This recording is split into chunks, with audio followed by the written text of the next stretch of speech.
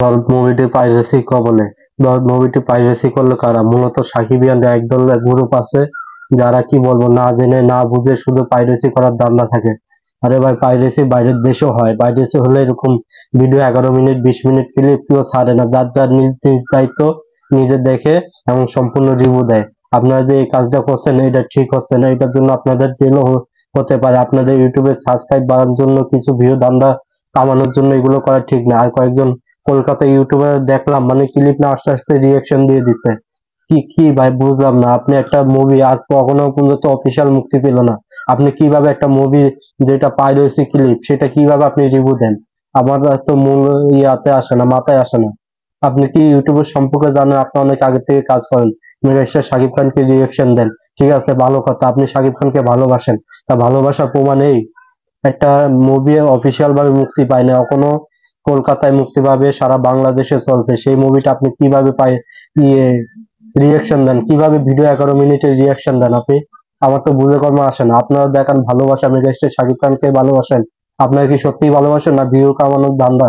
আপনাদের দেখলাম না আজ পর্যন্ত, আপনাদের দেশে তো তুফান মুক্তি পেল, পাকিস্তান এত বড় ইউটিউবার এত কন্টেন্ট ক্রিয়েটর শাকিব খানকে নিয়ে ভিডিও বানায়, কই আজ পর্যন্ত কেউ দেখলাম না সিনেমা হলে গিয়ে রিভিউ নিতে কিংবা আপনাদের মত শেয়ার করতে। শাকিব খানের একটা মুভি দেখছেন এরকম লাগলো, সেটা তো দেখলেন না। বাদ দিলাম পাকিস্তানের কথা, কলকাতায় তো মুক্তি পেয়েছে, কই কলকাতা তো একজন কন্টেন্ট ক্রিয়েটর গিয়ে রিভিউ নিল না কোনো সিনেমা হলে? কলকাতায় তো কেউ বললো না ছবিটা ভালো হয়েছে? সে মুখে এমনি ইউটিউবে আসেন, একটা ভিডিও করেন বা চলে যান। আপনাদের দায়িত্ব ছিল না এই পাইরেসিটা বন্ধ করার? আপনাদের কলকাতার কন্টেন্ট ক্রিয়েটর এরা রিয়াকশন ভিডিও দিচ্ছে, কিভাবে একটা মুভি অফিসিয়াল ভাবে মুক্তি পেল না কিভাবে আপনারা রিয়াকশন দিচ্ছেন?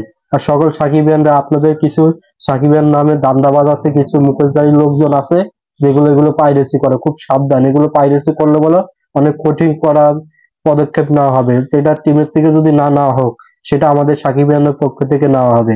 আর এখানে অনন্য মামুনের দোষ আছে, অনন্য মামুন খামখেয়ালি করে।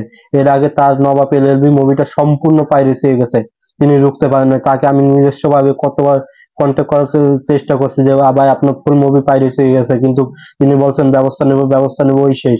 আপনি মামলা করছেন, ভালো কথা, মামলা করছেন তা আইনে আতা আনেন। যে কয়টা যে কয়টা ইউটিউবে আপলোড হয়েছে ক্লিপ, সব কয়টাকে ক্লিপ মানেন, সব কয়টাকে কপিরাইট দেন, সব কয়টাকে আইনের আতা আনেন। না এগুলো তো আসপদ্দা পেয়ে যাবে, আজকে যাবে 11 মিনিট 20 মিনিট চালছে, কালকে তো আধা ঘন্টা 1 ঘন্টা ছেড়ে দেবে, এমন তো সম্পূর্ণ ভিডিওটা ছেড়ে দেবে। তখন কি করবেন?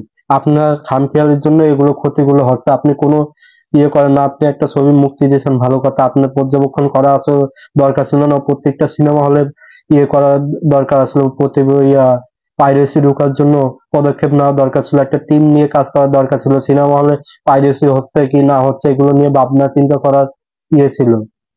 যাই হোক, সকলে পাইরেসিতে রুখে দাঁড়ান। যে ইউটিউব চ্যানেলে পাইরেসি হবে সেই ইউটিউবের স্ক্রিনশট দেন এবং স্ক্রিনশট দিয়ে গ্রুপে গ্রুপে প্রচার প্রচারণা করে দেন। সেই ইউটিউবকে 1000 রিপোর্ট মারেন এবং অনন্য মামুন পার্সোনাল ইনবক্সে গিয়ে সবাই স্ক্রিনশট পাঠিয়ে দেন, অবশ্যই ব্যবস্থা নেওয়া হবে। তো সকল সাকিবিয়ানরা আজকে এই পর্যন্ত।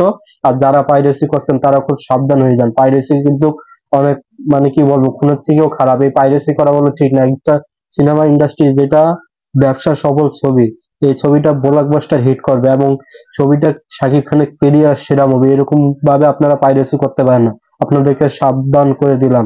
সো এরবার নেক্সট টাইম যদি পাইরেসি করেন 100 বার ভাববেন। কেউ পদক্ষেপ না নিলে আমি নিজ থেকে পদক্ষেপ নেব বলে দিলাম। আপনাদের এই মতন ইউটিউবাররা ধান্দাবাজি আর কত করবেন? অনেক তো ধান্দাবাজি করলেন, এবার থামেন। সো আল্লাহ হাফেজ, আজকে এই পর্যন্ত, ভালো থাকবেন।